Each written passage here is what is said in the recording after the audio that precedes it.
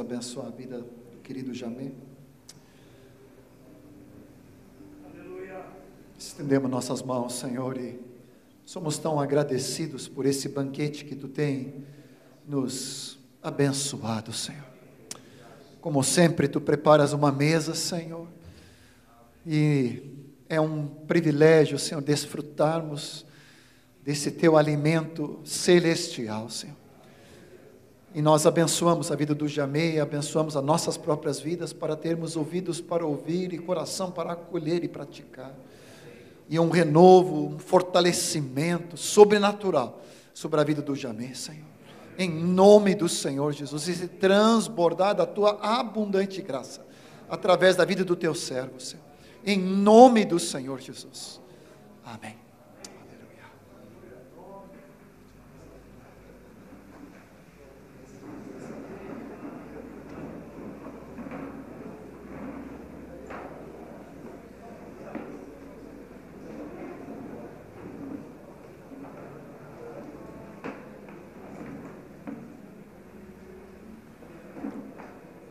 Boa noite, irmãos. Graças a Deus. Segundo a minha compreensão, o ponto que nós estamos tocando hoje durante o dia, sobre o ministério baseado na paternidade de Deus, eu creio que isso define muita coisa na vida da igreja e na nossa própria vida, porque estabelece um comportamento. Como eu falei ontem, quando a gente muda o conceito, a gente muda o comportamento. Se nós não mudarmos os conceitos, os comportamentos também não serão alterados. E a gente está comentando desde de manhã sobre o conceito da paternidade no pastoreamento.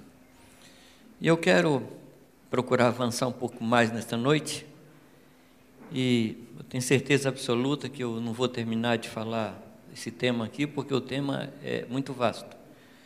E outra coisa também que eu me acostumei a nunca terminar uma mensagem. Eu já não tenho crise com isso, porque a gente anota muita coisa e na hora de falar, se não dá tempo de falar tudo, e às vezes eu ficava bem chateado, ou corria para falar tudo e fazia assim compactava uma mensagem e perdia. Até que um dia minha ajudadora falou: Jamê, fala só o que dá, não tenta falar tudo. Eu falei: é verdade, você está certa. Então já me acostumei a nunca terminar uma mensagem. Sempre fico um pouco para amanhã, para o ano que vem, sei lá. Mas eu quero tentar fechar esse ponto sobre a paternidade de Deus. E eu teria aqui talvez uns 20 textos que falam sobre Deus como Pai.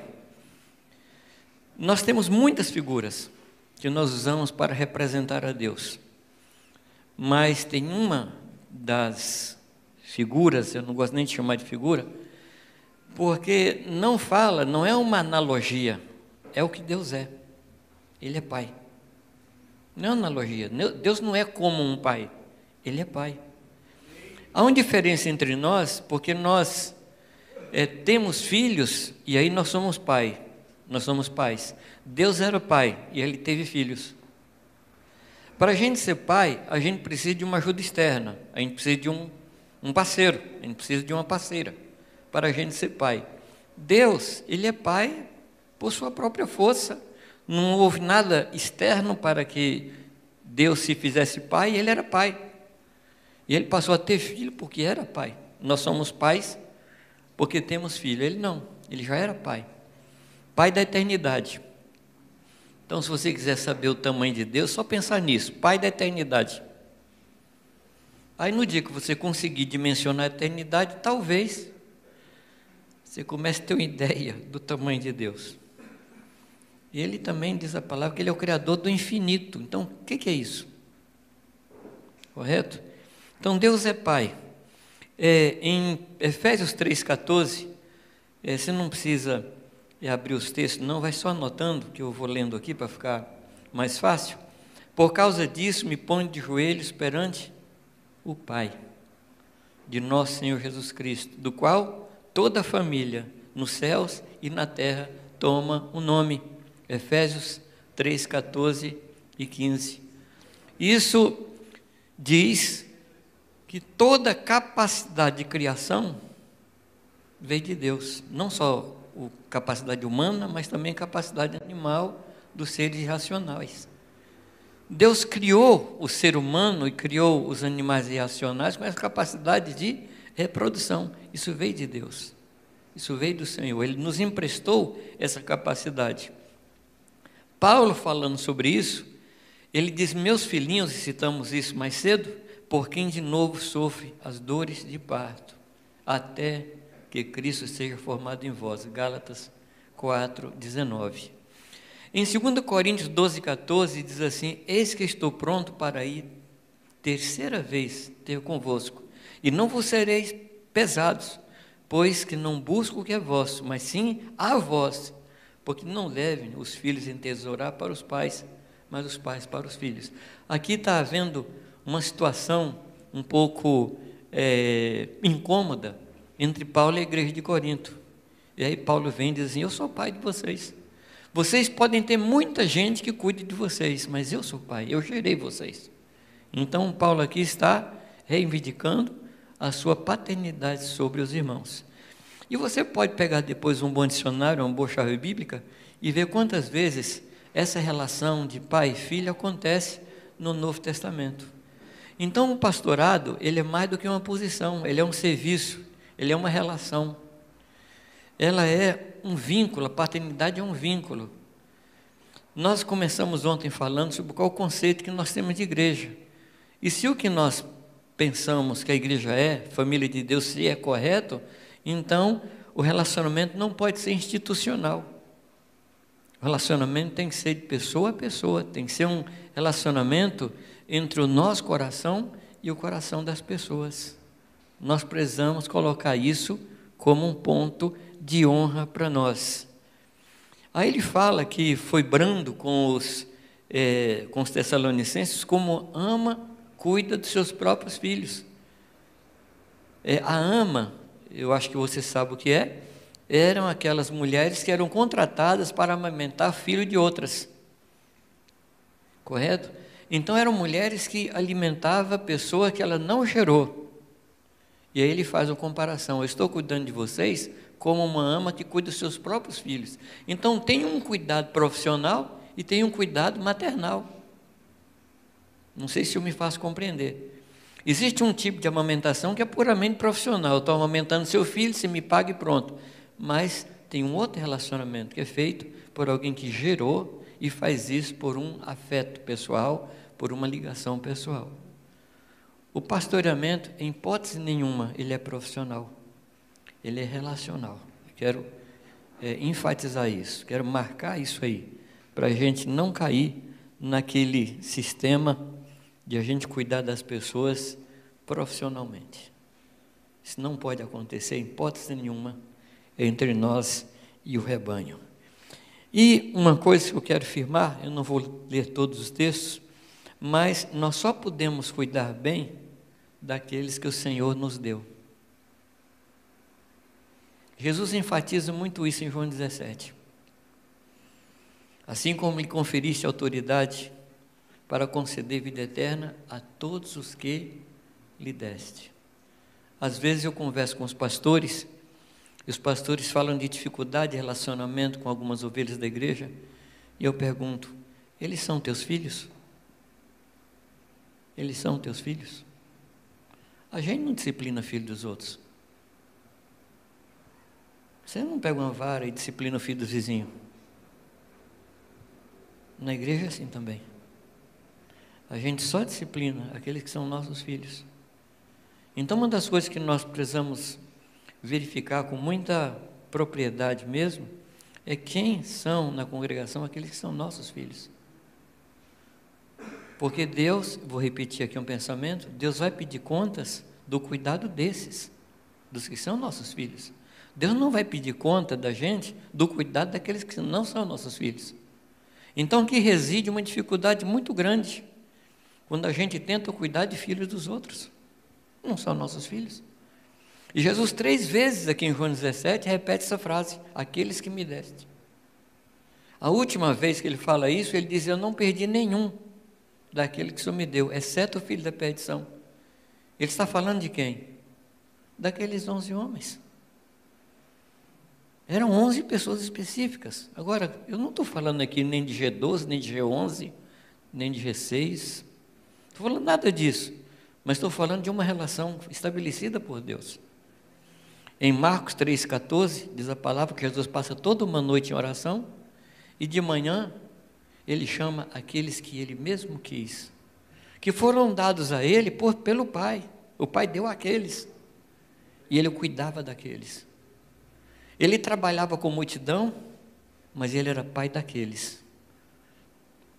E eu quero assim incentivar você, enquanto você está sentado aí, dá uma escaneada no rebanho. Está dando uma escaneada no rebanho aí? Quem são seus filhos? Aí você vai descobrir quem são os filhos, quem são os netos. E aí você vai ajudar o seu filho a cuidar do seu neto, não você cuidar do seu neto. Tem avô que cria neto, não dá certo. Não dá certo. Você já viu dar certo quando avô cria neto? Não dá certo não, essa coisa não é natural. Então eu espero que você chegue aí a uma conclusão: quem são seus netos no rebanho? E quem são seus filhos?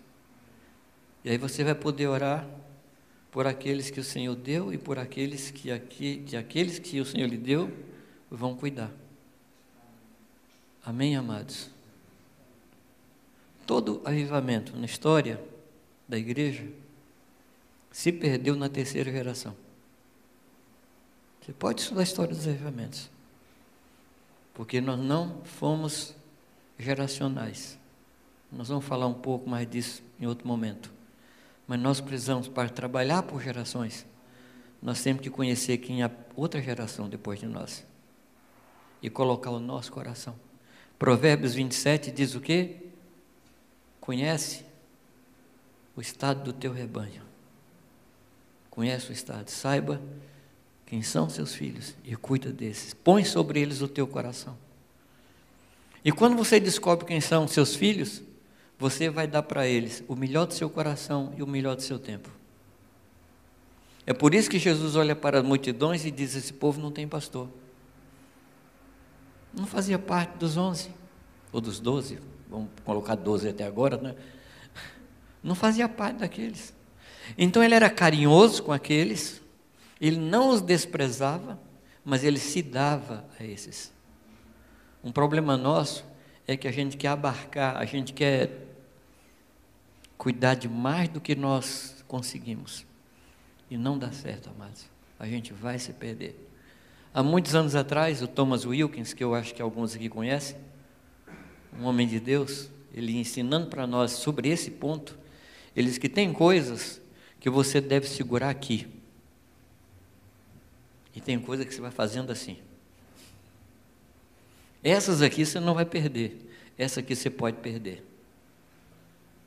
Então a pergunta é: quem são os filhos que Deus lhe deu? Espero que terminando aqui você tenha uma listinha na sua cabeça aí e deixe essa listinha descer para o coração. Quando nós recebemos o Espírito de adoção, a primeira consequência é que nós também sentimos o desejo de adotar. E é o Espírito Santo que adota através de nós. Ao vermos um solitário, ao vermos uma pessoa sofrida, a gente quer fazer alguma coisa. A gente quer chegar perto. Mas isso é o Espírito Santo gemendo dentro da gente. É o Espírito Santo nos incomodando, porque é Ele que quer cuidar, é Ele que quer chegar lá. A segunda consequência do Espírito de adoção em nós é que agora nós somos filhos de Deus, filhos maduros de Deus. Deus nos faz maduros nele. E a terceira consequência é que nós passamos então a ser adotadores. Eu sei que essa palavra não tem na língua portuguesa, mas vamos criá-la agora. Nós passamos a ser adotadores, pessoas que adotam, exatamente por causa do espírito de adoção que está na nossa vida. Então, tomando por base o que nós falamos ontem, a igreja é a família de Deus. Isso implica relacionamento como família e não um relacionamento institucional. Durante um bom tempo, a gente ouviu que Jesus não deixou um modelo de igreja na Bíblia, e eu também afirmei isso. Mas você sabe aquela história de você entrar no quarto ou na cozinha para procurar uma coisa e você não acha? E aí você pergunta para a esposa, ela fala, está nesse lugar, mas eu não estou vendo, olha direito. Acontece lá com você também, não? Parece que é uma mania do homem, não achar. Um dia eu estava no supermercado, cheguei no caixa, a moça perguntou assim, você encontrou tudo? Eu falei, não encontrei, não, faltou tal coisa, nem me lembro o que era. Ela falou, está em tal gôndola. Eu falei, não está. Eu passei lá. Ela falou, está sim. Eu falei, não está. Aí ela levantou do caixa e foi comigo, está aqui. Aí ela pegou, me entregou e foi comigo voltando para o caixa. Eu falei assim, todo homem é igual. Eu falei, a senhora faz favor de não falar nada.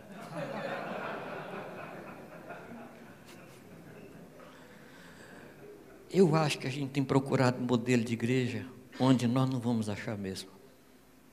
O modelo de igreja é baseado no que Deus é. Deus é Pai. E o modelo de igreja é o modelo de família. É que talvez a gente procure um modelo de igreja em instituições. E ali a gente não vai achar mesmo.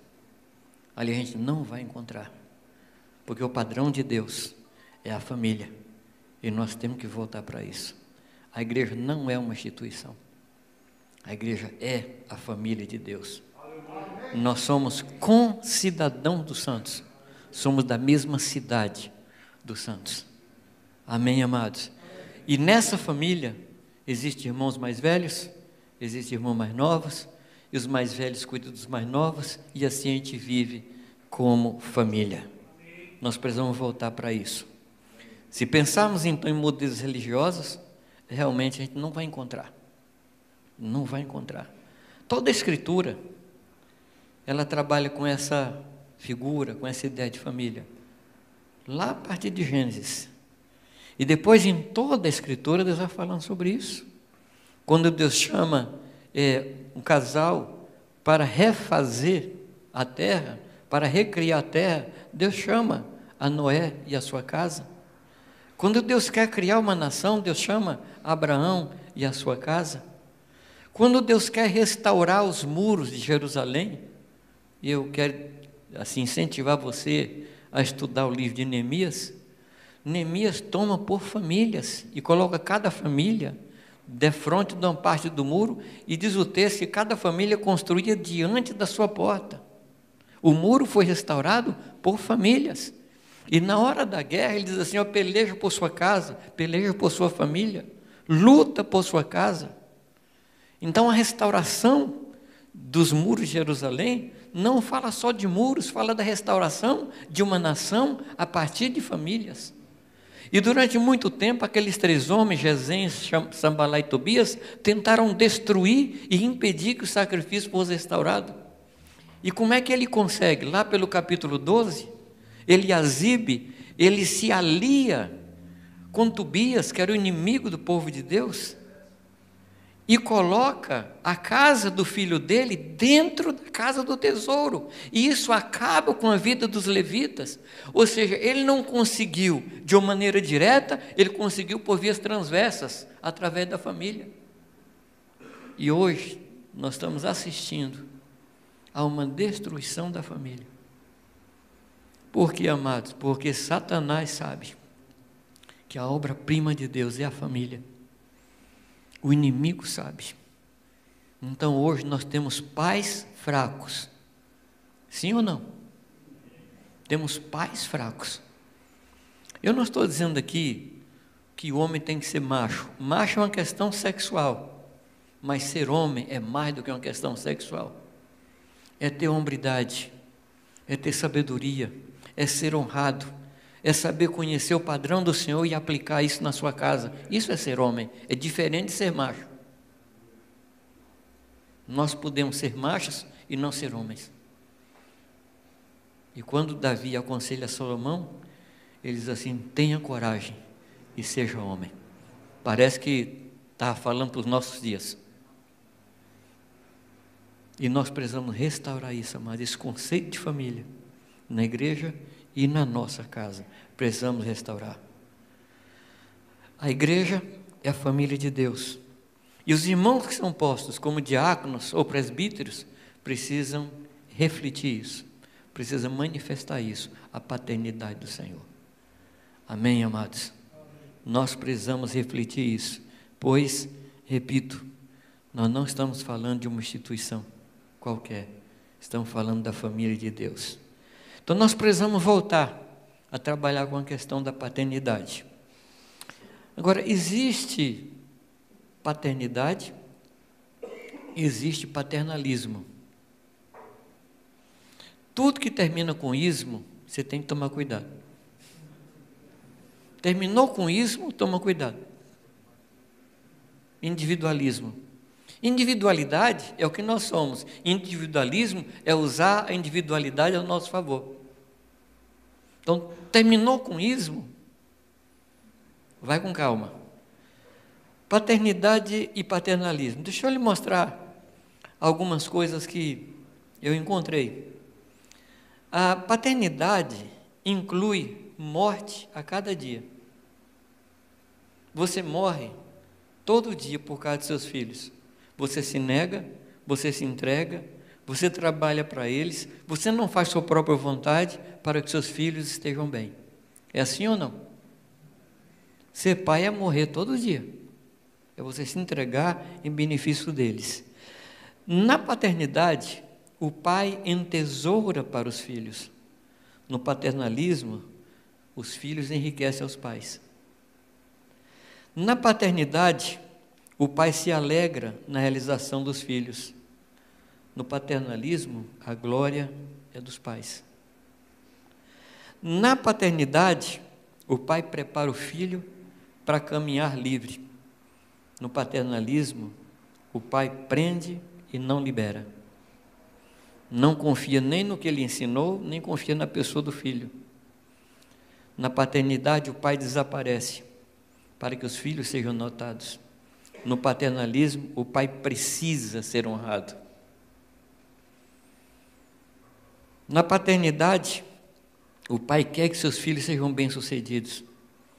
No paternalismo, a motivação é a segurança na velhice, é que os pais tenham uma boa aposentadoria, porque tem bastante filhos. Então é assim uma expectativa de que ele tenha uma vida boa no futuro.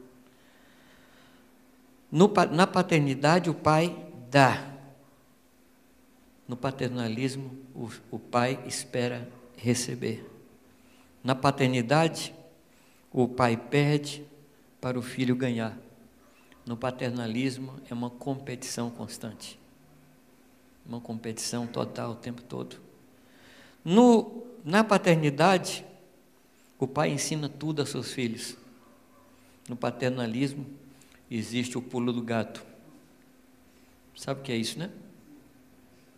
Os mais antigos sabem o que é pulo do gato. Ele não ensina tudo. Vocês conhecem a história do pulo do gato? Não? Não? Onde é que vocês estavam? Esses guris aí e tal.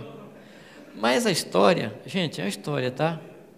A onça queria muito matar o gato.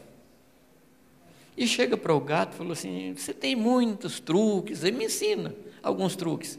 E ele queria aprender, conhecer o gato para depois pegar o gato. Aí o gato ensinou todos os truques, pular aqui, pular ali, pular de lado. Aí quando ele achou que ele tinha aprendido tudo, ele pulou no gato. O gato pulou de lado.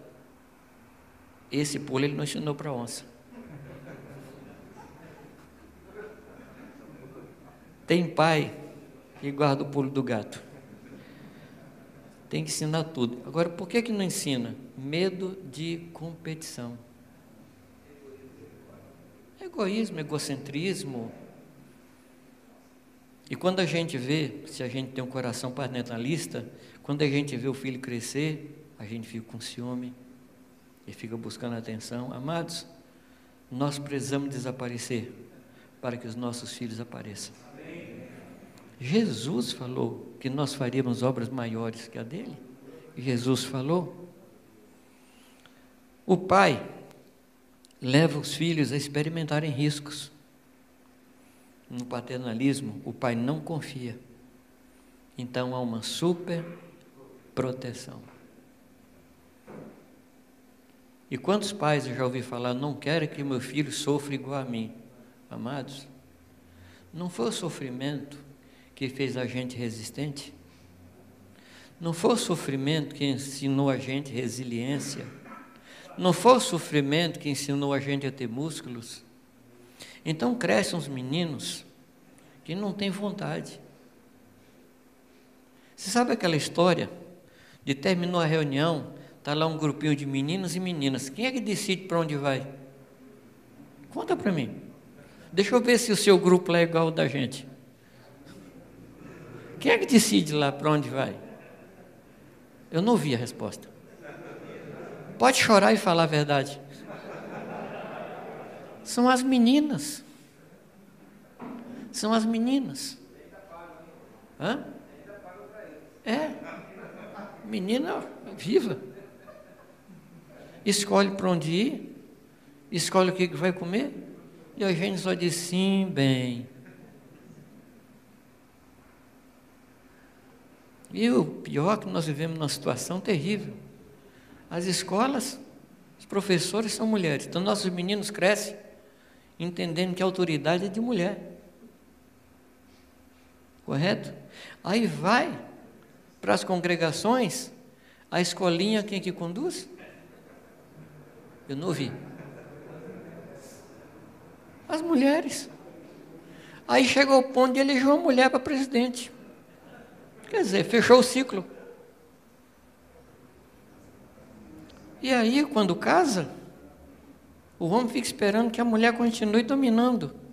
Aí depois chega os pastores falando, minha mulher é muito dominadora. Mas você não escolheu? Não foi você que escolheu? Quem obrigou você a casar com ela, que era mandona já no namoro?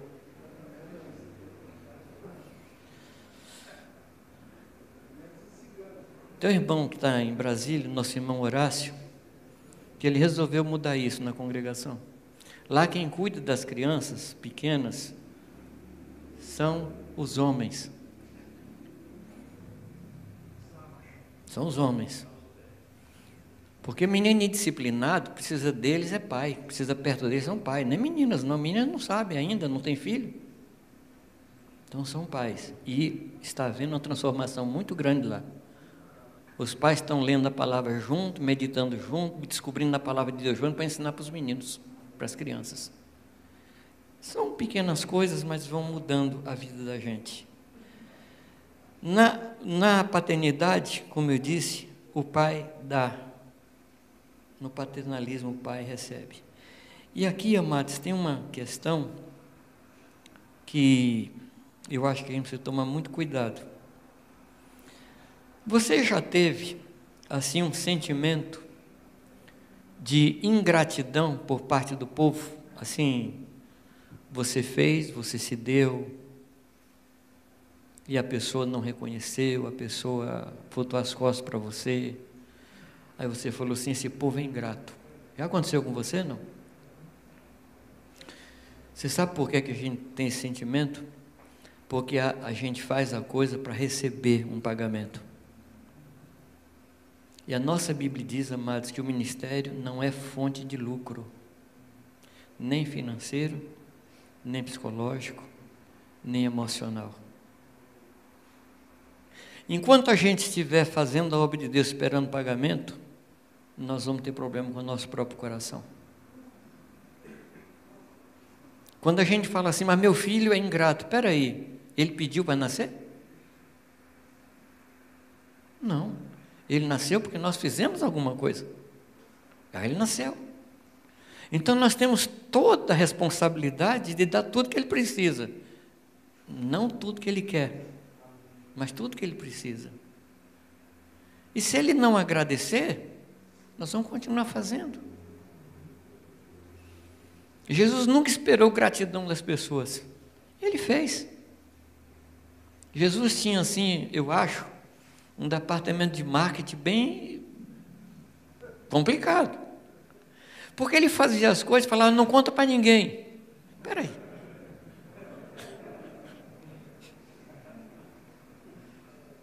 Ele ressuscitou um rapaz ali em Naim. E a Bíblia não diz que o rapaz se converteu, nem se tornou seu discípulo. A gente vai, cara ingrato, hein? Nem me segue. Eu curei ele, eu levantei ele do caixão e o cara foi embora. Que sujeito ingrato. Amados, o ministério não é fonte de lucro. A gente tem que fazer porque a gente tem que fazer. E depois de haver feito tudo, é servo inútil. E eu gosto de uma palavra do Moisés Cavaleiro de Moraes, quando ele falava que a gente é candidato a servo inútil, porque nem o que a gente deve fazer, a gente está conseguindo. E a gente está querendo gratidão. Isso define muitas vezes a paternidade e o paternalismo. Quando no meu coração eu busco gratidão, isso reflete que eu ainda tenho um ranço de paternalismo no meu coração. Não espere gratidão. Porque se você recebe gratidão aqui, você não recebe recompensa lá. E nós não queremos recompensa aqui. Nós queremos ouvir de Deus, vinde benditos do meu Pai. É isso que nós queremos ouvir. Amém, amados? E quantas pessoas você vai evangelizar, vai discipular e elas vão embora? Graças a Deus. Graças a Deus. Nós não ganhamos nem por produtividade e nem pelo número de pessoas. Trabalhando com pastores, eu descobri que os pastores têm assim umas medidas de sucesso. Basicamente, 3 medidas de sucesso. 1, construção. Gente, quando eu cheguei aqui, o templo era pequenininho. Hoje o templo é esse monstro aí. Não estou falando daqui não, tá? Estou falando coisas que eu vi por aí. 2ª medida, número de membros. Gente, cheguei, tinha 50, hoje tem 1000. Nossa, homem de sucesso. 3ª medida, finanças. O dízimo era 100, agora 1 milhão. E eu tentei encaixar Jesus nessas medidas. Em relação ao templo, quantos ele construiu? E o que tinha, ele falou de derrubar. Foi ou não? É verdade que ele estava falando dele. Destrói esse templo, em 3 dias eu vou levantar. Que era ele. Número de discípulos. Quantos discípulos Jesus tinha? Hã? Bom, você sabe quem é seu discípulo? É na hora que você distribui pão ou na hora que você vai para a cruz?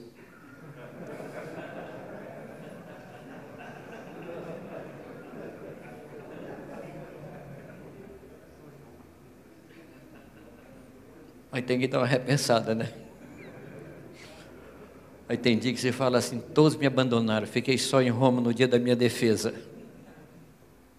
Paulo tinha 20 pessoas que andavam com ele de 18 cidades diferentes. 8 foram embora e em Roma não ficou nenhum. Quantos estavam com Jesus na hora da cruz? Tinha um. E a mãe? Mãe não conta, né? Porque mãe está com a gente, não importa o tipo de sermão. O meu filho é...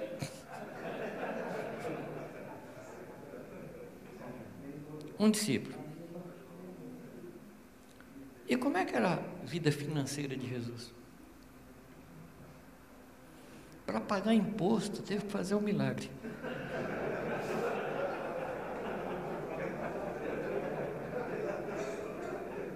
Lembra não? Vivia com as ofertas das mulheres ricas. E para completar o quadro, o tesoureiro era ladrão.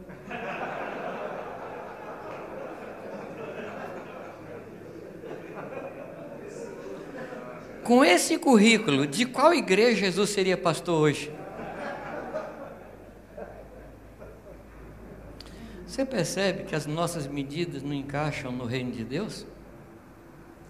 Você percebe que essas medidas de sucesso não servem para nós? Que o Senhor nos ajude, amados. Que o Senhor nos ajude a que não formemos somente bons pregadores, que nós formemos pais, homens que gerem, homens que cuidem, homens que formam. Há uma lei na Escritura, que está lá em Gênesis: cada semente gera segundo a sua espécie. Então, se a gente é um pastor, Deus espera que a gente forme outros pastores. Se a gente é evangelista, Deus espera que a gente gere outros evangelistas, e assim por diante. E quando isso começa? Quando a gente entra no ministério, a gente já tem que começar a formar outro igual a gente. Não esperar muito, não esperar passar o tempo, mas desde que você entrou no ministério, já comece a formar outro. Um dos grandes problemas que nós temos é a falta de continuidade.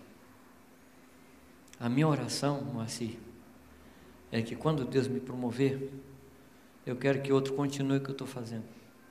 E aí, pensando numa construção, sabe quando você termina o primeiro piso e você deixa os ferros prontos para chegar e continuar? Eu quero deixar os ferros prontos para outros continuar. Eu não quero que alguém precise derrubar o que eu fiz para começar de novo. Eu espero deixar as coisas prontas. Davi não construiu o templo, mas ele juntou todo o material. Ele juntou todo o material. E o seu filho só fez juntar a coisa. E um texto maravilhoso é quando o templo é inaugurado e Salomão sobe naquele altar de bronze que ele fez. Vocês se lembram? Ele oferece milhares de animais para o sacrifício e ele não fica satisfeito. Então ele faz um altar de bronze e sobe em cima do altar de bronze. Ele estava se arriscando a ser queimado, porque o sinal que Deus tinha aceito o sacrifício era quando o fogo vinha do céu. Ele sobe naquele altar e se oferece ao Senhor e faz a oração de Davi. Aquela oração era uma oração de Davi. Davi preparou Salomão para ser um adorador. Davi preparou Salomão para ser um homem que amava e honrava ao Senhor. Nós precisamos disso, amados, formar homens que sejam melhores que nós, homens que vão mais do que nós fomos, homens que alcancem mais do que nós alcançamos. Não podemos ter medo de competição. Nós não vamos competir com os nossos filhos, ao contrário, nós vamos empurrar os nossos filhos para a frente. Amém, amados? Que Deus nos dê filhos, que Deus nos dê esse coração de paternidade. A paternidade, amados, é sinônimo de perda, de desgaste e de renúncia. Paternidade é sinônimo de perda, de desgaste e de renúncia. Quem está pensando em ser pai sem perder, não entendeu ainda o caminho da paternidade. E nós precisamos gerar filhos e filhas para o Senhor. Aleluia. A paternidade não tem futuro, senão através dos filhos. Amém?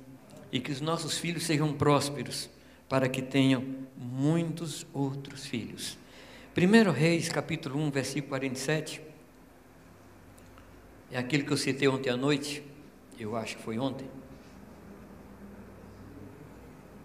1 Reis 1, 47, quando os servos vêm abençoar Davi, já no final da sua vida, ele diz assim: e também os servos do rei vieram abençoar o nosso Senhor, o rei Davi, dizendo: faça teu Deus que o nome de Salomão seja melhor do que o teu nome, faça com que o seu trono seja maior do que o teu reino.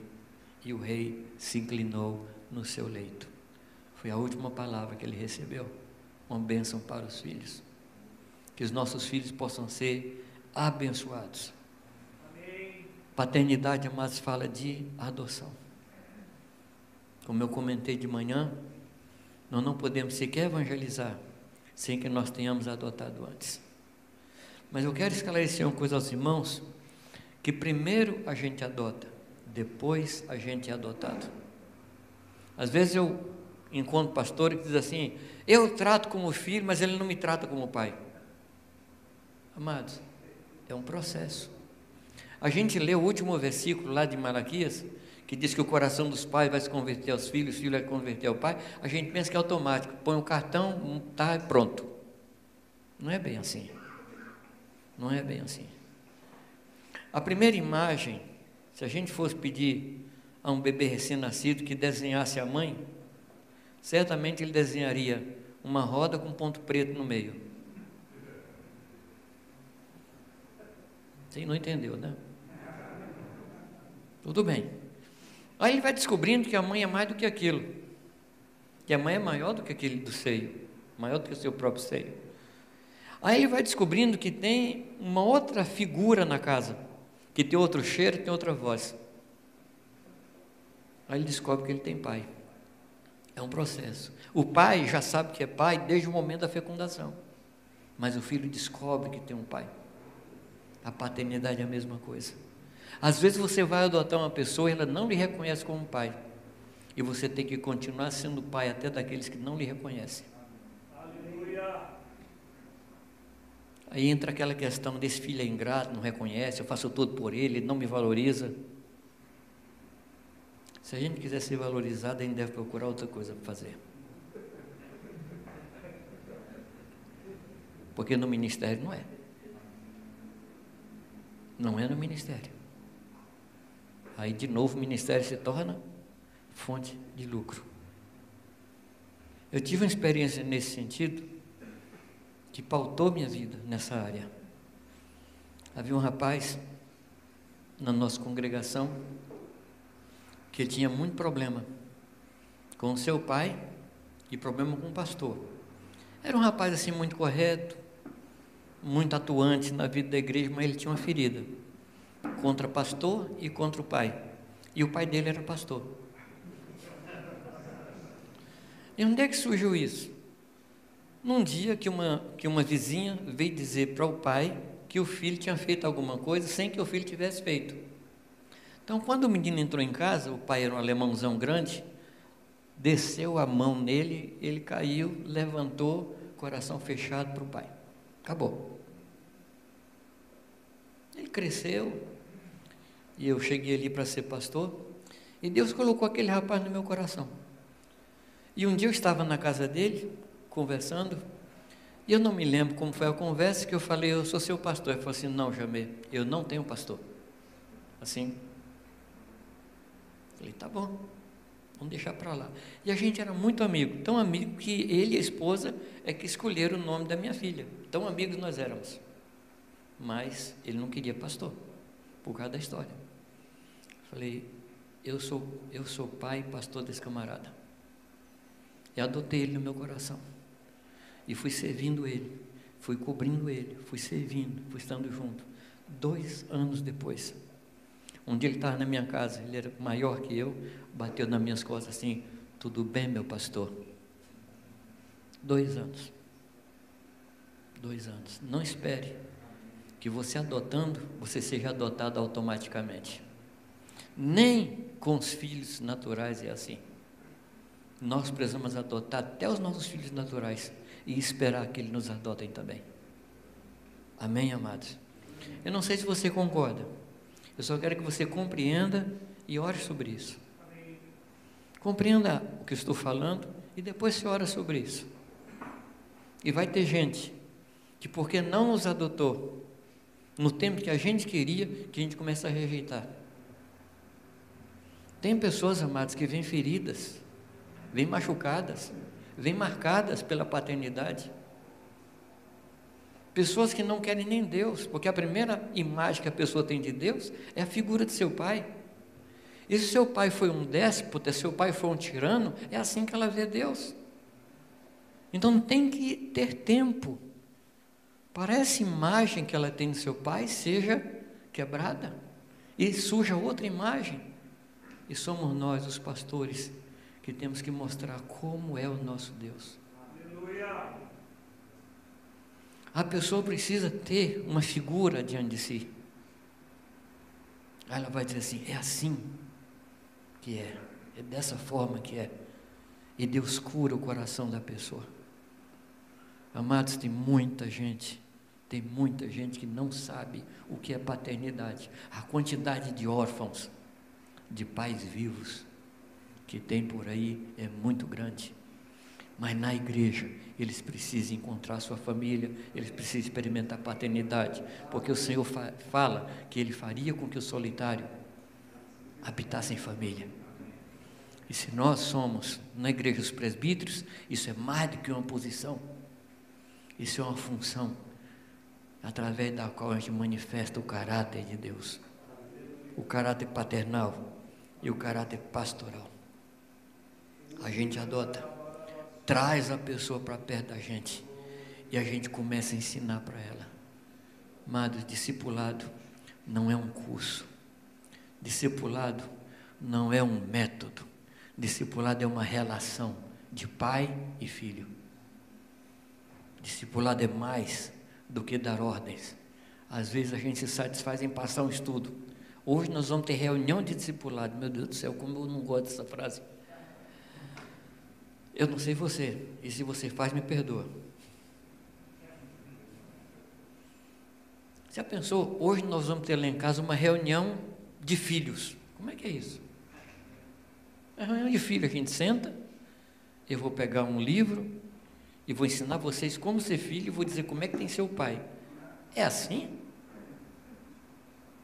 Não é jogando bola, não é vendo um filme, não é caminhando com o filho, não é rolando pelo chão que a paternidade se desenvolve? Sim ou não? E por que na igreja é diferente? Por que na igreja a gente trata a coisa como se fosse um método e não uma relação? Eu não estou falando de vocês. Eu estou falando, infelizmente, da nossa prática como igreja de crer no discipulado. Mas o discipulado, amados, é a manifestação do caráter, do coração e da bondade de Deus. Esse é o discipulado. A gente precisa resgatar isso, amados. A gente precisa resgatar. Que Deus nos ajude a resgatar essa verdade. Amém, amados? Eu rogo a Deus que a gente volte ao lugar de onde a gente caiu. Nós precisamos de uma igreja que reflita aquilo que Deus é. Agora, a gente não deve usar apostila? Eu tenho várias aqui comigo. A gente não deve usar livros? Eu digo, amados, que as apostilas são como o corrimão de uma ponte.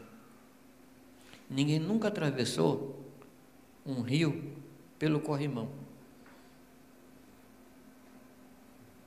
Me entendeu, não? Tem 2 corrimão lá.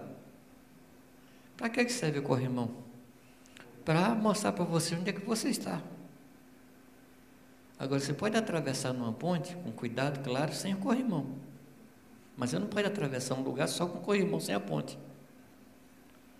O que é o corrimão? São as apostilas. São os materiais escritos, que dizem onde nós estamos, o que é que nós queremos alcançar, nos guia no material a ser ensinado, mas o discipulado, mas é a ponte, é a relação. É a relação, não é o corrimão. Não transforme, nós não podemos transformar o discipulado num método onde a gente passa material, passa estudo. Eu posso falar com muita tranquilidade, porque eu tenho muita apostila. Posso falar assim com muita paz, mas não é isso aí. Discipulado não é ministério apostílico.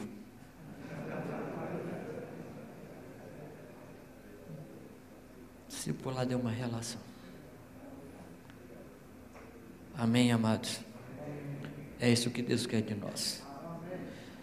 Eu vou começar a conversar com vocês um pouco hoje ainda. Eu queria que você abrisse comigo a sua Bíblia em João 17.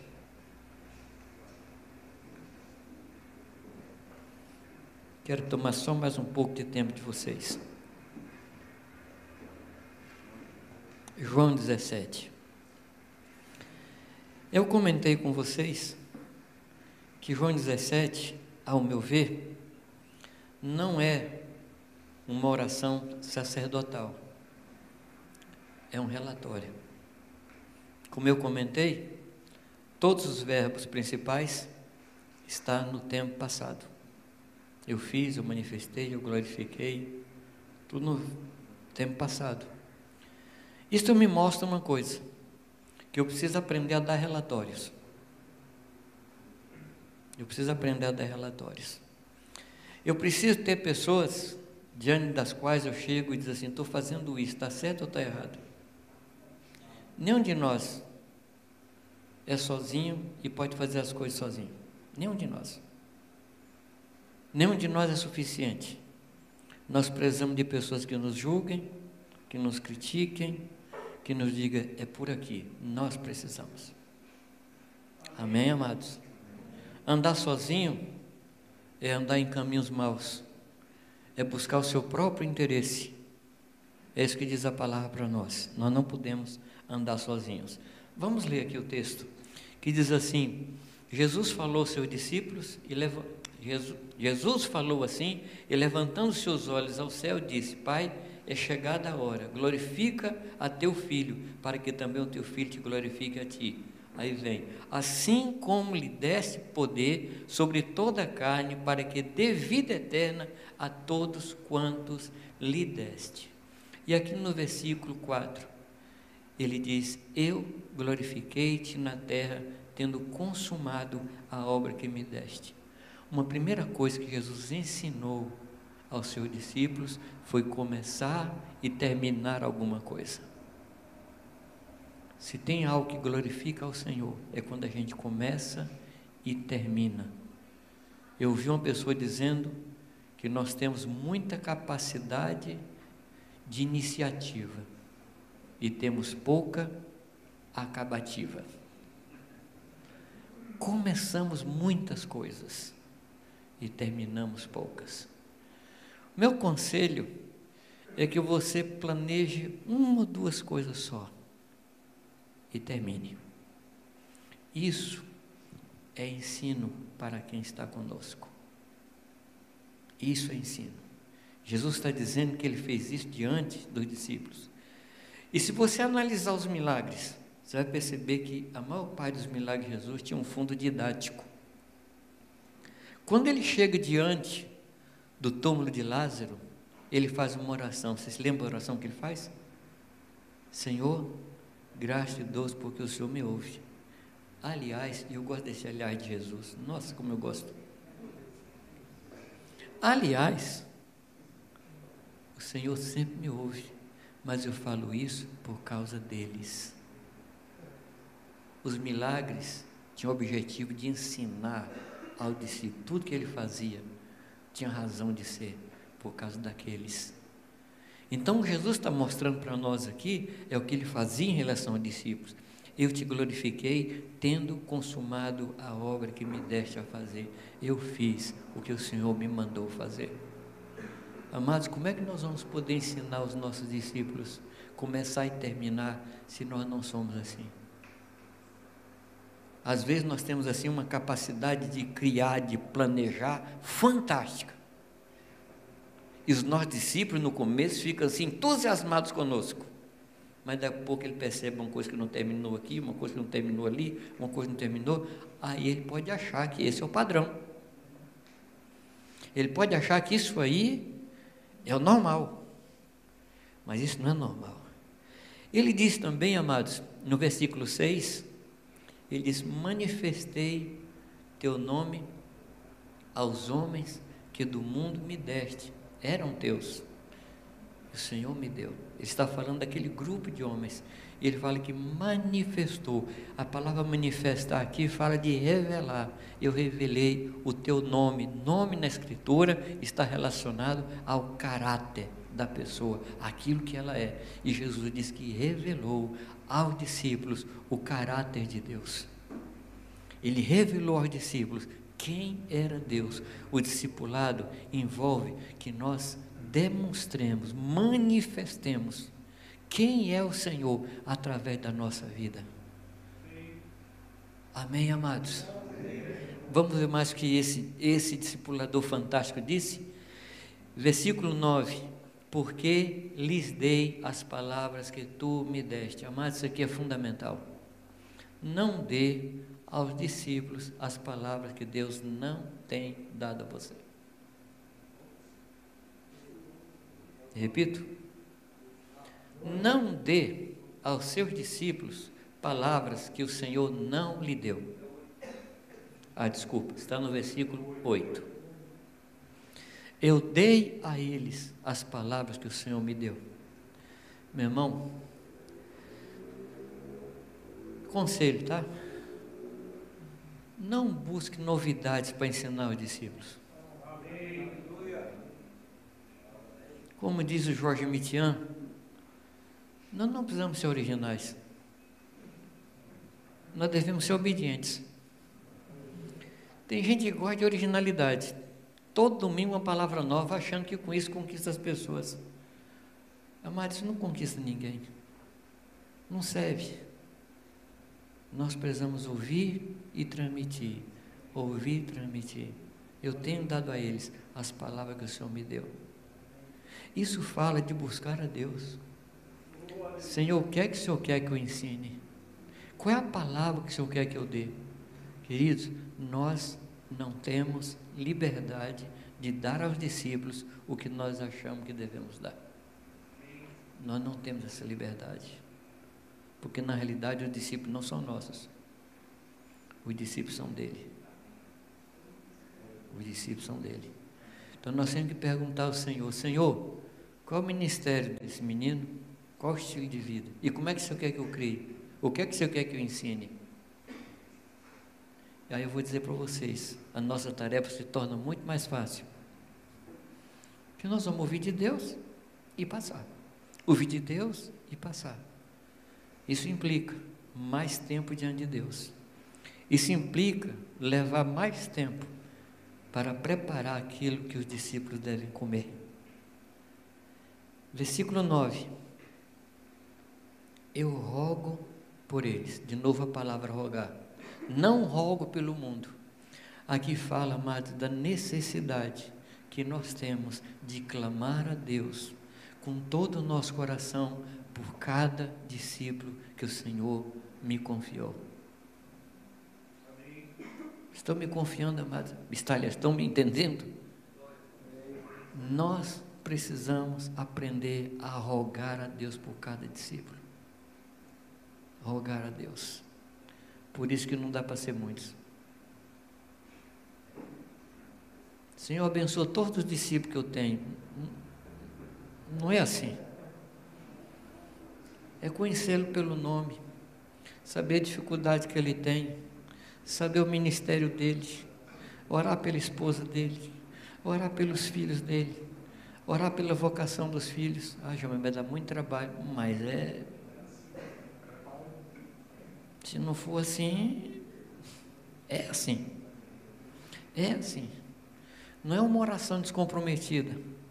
É uma oração que expressa rogo, que expressa necessidade e expressa humilhação. Deus, eu não tenho o que dar. Você já chegou nessa condição? De Deus, eu não tenho o que dar. Ótimo.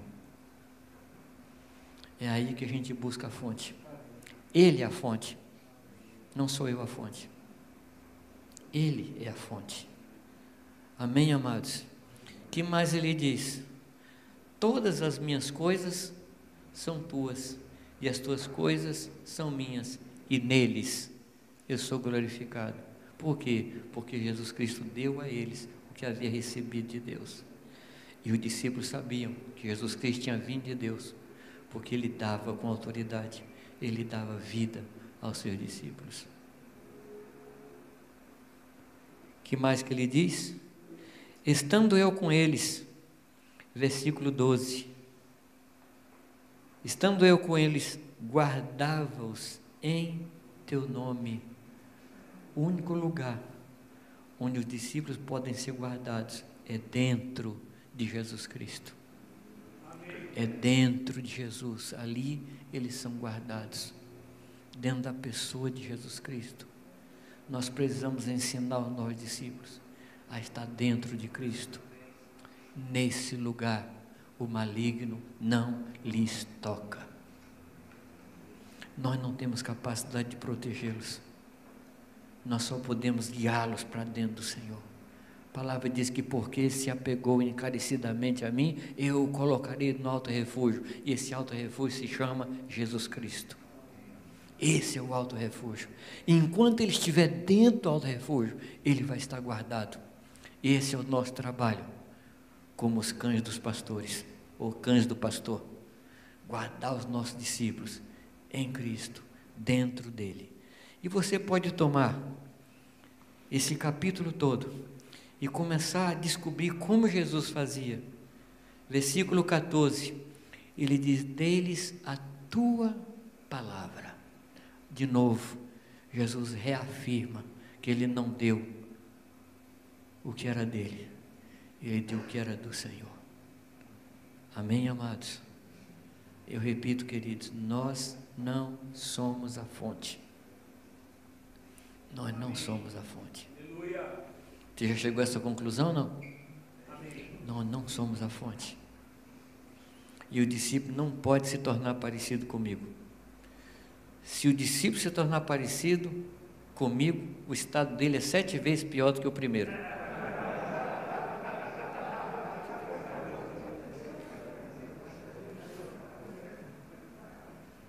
Ele tem que ser parecido com o Senhor.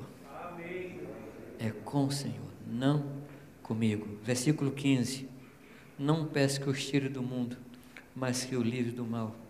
Não são do mundo, como eu também não sou.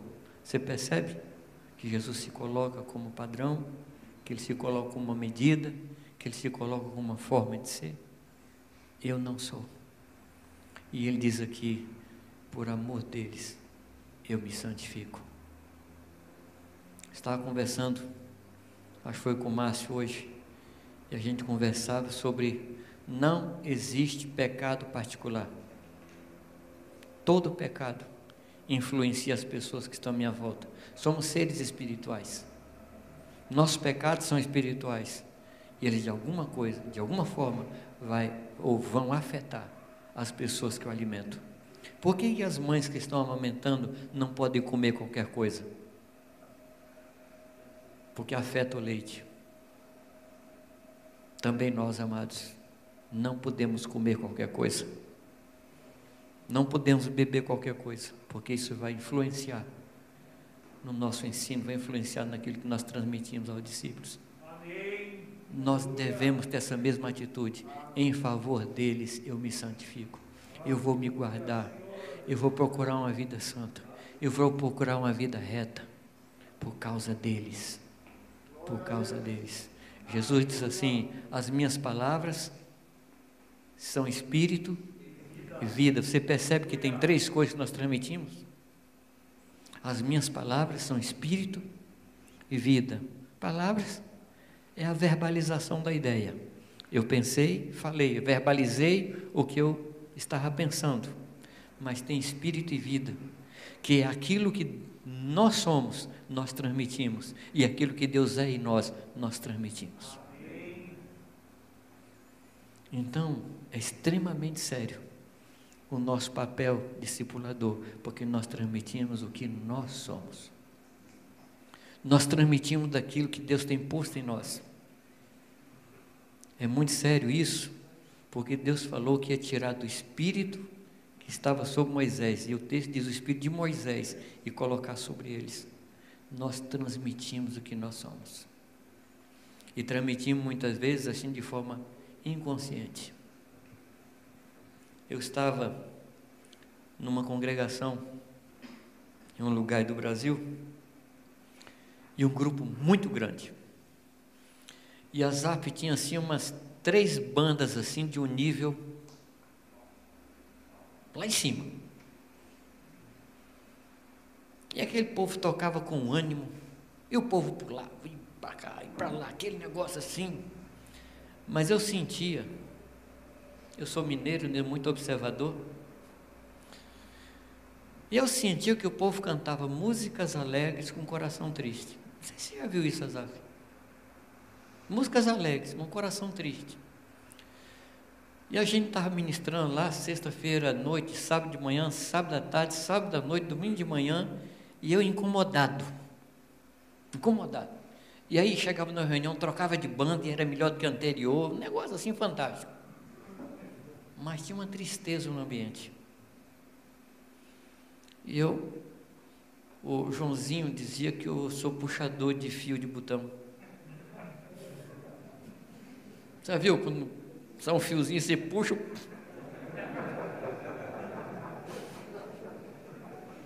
E eu puxei o fio.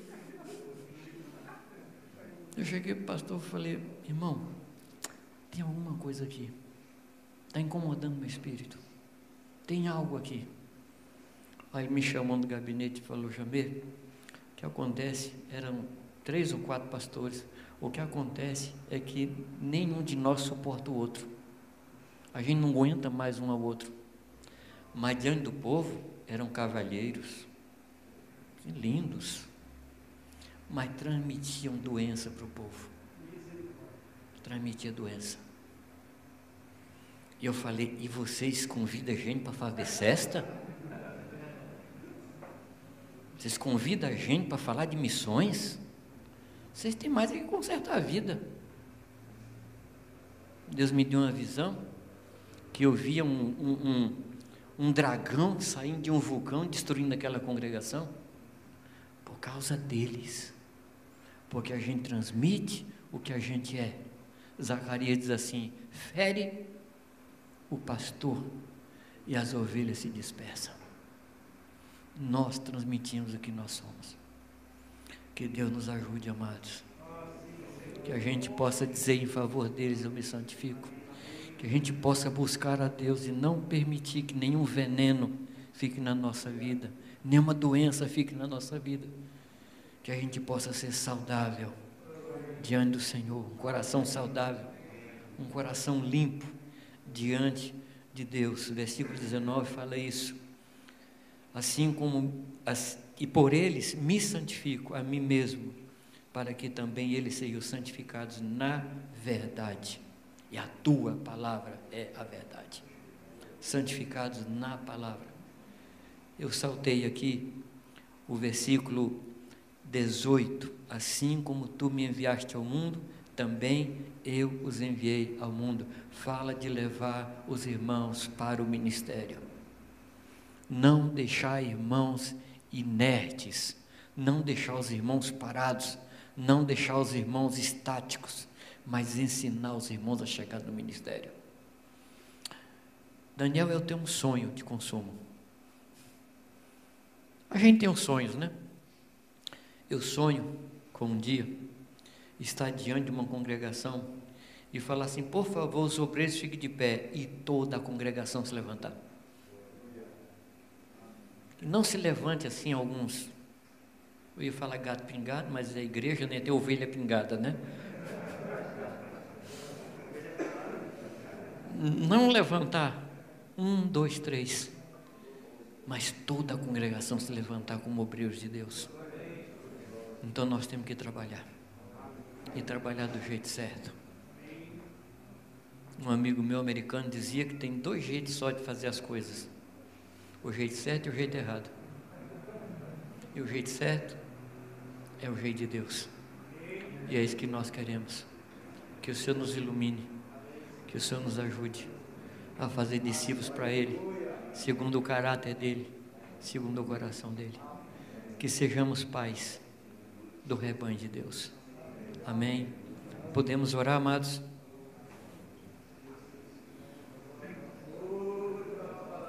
Vamos continuar a oração da manhã, quando a gente pediu que Deus nos desse um coração de pai. Vamos continuar na oração da manhã.